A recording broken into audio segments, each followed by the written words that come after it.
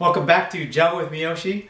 I want to talk a little bit today about syntax and vocabulary. So, in every language, whether it's the English language or any other language that you might speak, there are rules, and those rules are usually called syntax. Things like about capitalization and punctuation and spelling, sentence structure. Those are all things you have to worry about in Java programming as well. One thing, if you are a poor speller, don't worry. As long as you spell things the same way all the time, you'll be okay. Unless, of course, they happen to be keywords. Those you do have to spell correctly, but everything else you pretty much have to just be consistent and you'll be okay.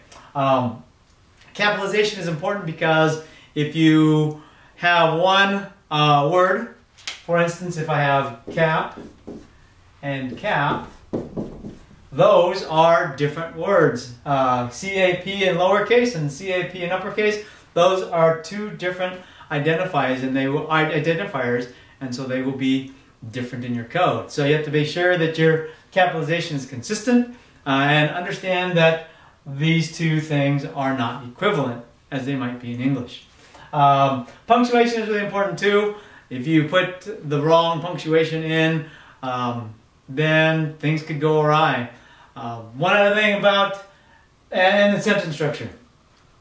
If you, in English, we have all kinds of different rules about sentence structure. We could put the object first, we could put the predicate first, we can start with the preposition, we can end with the preposition. All these things are things you can do in the English language, and they're okay. You can even have, if you're a writer, you can even put in, you can break the rules a little bit here and there. Not so with computer programming, especially with the language we're talking about now with Java. You need to make sure you follow the proper sentence structure. And we'll get to those things as we go along more programming. One thing you do want to remember is that every command ends with a semicolon. Now there's commands that will look like they don't follow that there are exceptions to the rule, but in reality everything ends with a semicolon. So another thing about vocabulary. In the vocabulary that you're going to see, mainly what you're going to see is you're going to see these things called keywords.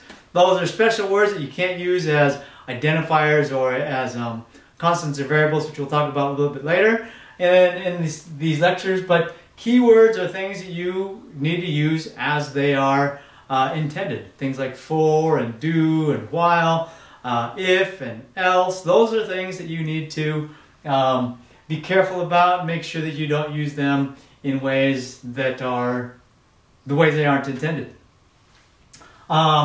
Another thing that's really important about sentence structure, if you will, is Java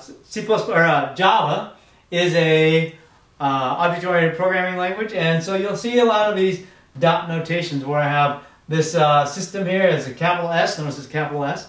System.out.println. What that does is it takes a system command and it outputs a single line to the screen. And in this case, we have this what's called the string literal. Something in double quotes is usually called the string literal. So I'll put the string literal out to the screen on its own line. It ends with a semicolon. A lot of times you'll see, and I'll show you this in your first program you write, which is always hello world. By the way, I don't know why. But if I take that semicolon out, my sentence structure, my punctuation is incorrect. In this case, if my S was lowercase, my capitalization would be incorrect. But this would give me an error. Put that semicolon back in there, and everything is hunky-dory, we're ready to go. So, just a little bit about punctuation and spelling, a little bit about syntax. We call those things syntax rules. And vocabulary, just a little bit about that as we go along. They're going to be very important, so make sure you pay attention to those things. So, thanks for tuning in again, and we'll see you next time on Java with Miyoshi.